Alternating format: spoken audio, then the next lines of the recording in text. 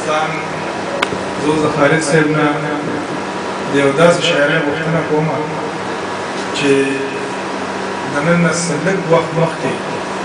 داسې قسم شاعري شوې وه چې هغه د پښتو د روایاتو او د پښتو د کلتور نه یو جدا اړخ ته تله.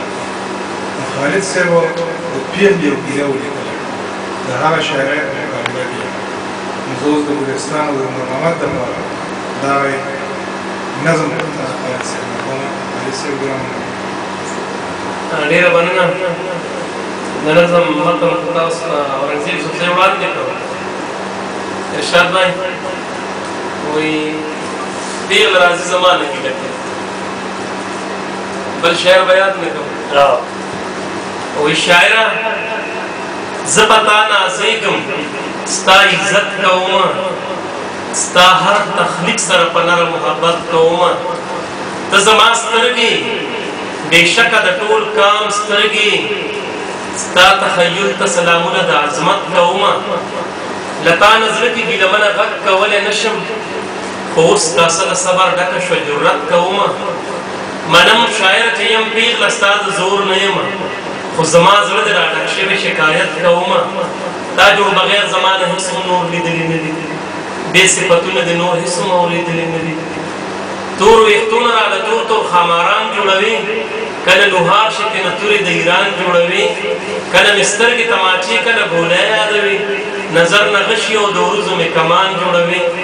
کله مې شونډو ته ګلونه د انار وایي سروه ننګونه مې په خپلو کم سیوان جوړوي کله مې زنه د کابل په سره مڼه یادوي کله مریانه سراحي مې د لبنان جوړوي ستا خپل اختیار د بې اختیاره دې موندلی یمه روک شوي مال یمه په لاره دې موندلی یمه په صفتونو زلمي زړه کې بغاوت پیدا کړې یا په دروغ راله بل ځای محبت پیدا کړې زه په دیوال باندې صفیا کې کېښودلی نه شم دتې د بام اشارې جوړې کړل عزت پیدا کړې که زه هر څو پردو کې پټه په خپل کور اوسمه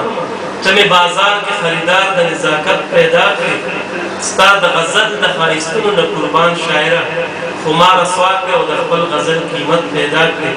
دا فکر نه کړې د چا خور او د چا لور یمه زه نیولې تا د تهمتونو په تنور یمه زه زما بابا زما دپاره په ناجوړه وجود په شپه د کور ورځې روزګار له مینتونه کوي ماشومان وړه مې وړو وړو لاسونو باندې زموږ د کلي د خانانو فګارونه کوي که مور مې هر څوک په خپل کور کې کار کولی نه شي زما دپاره د خانخېلو خدمتونه کوي زما پړونې د چا لاس کې تار نه شي لیدی تمامه شپه زما د سرې ډولۍ سوچونه کوي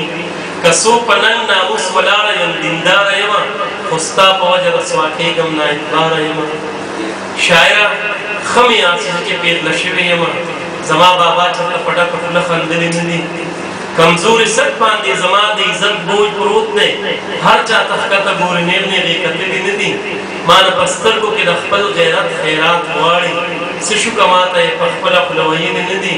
زما مور خپلې جامې ما له صندوقونو کې ږدي دې دعا نه یې ما نور څه اورېدلې نه دي وایي چې لورې چرې سر باندې سرتوره مه شي الله ثواب دې د خپل کور که بې کوره مه شي شاعره ته زما د مور دا دعاګانې نه اورې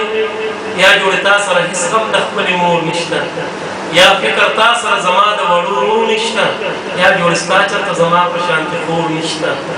یا ته زما د کچه کور په عظمت نه پوهېږې یا لاروی روان په لاره یې ستا کور نشته یا خپل شهرت ته نه دستور د زمانې هېر کړی یا د په زړه کې غم د خلکو د پیغور نشته شاعره ته په خپل کمال کې لا کمال نه شي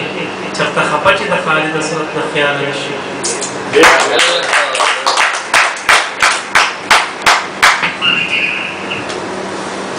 بس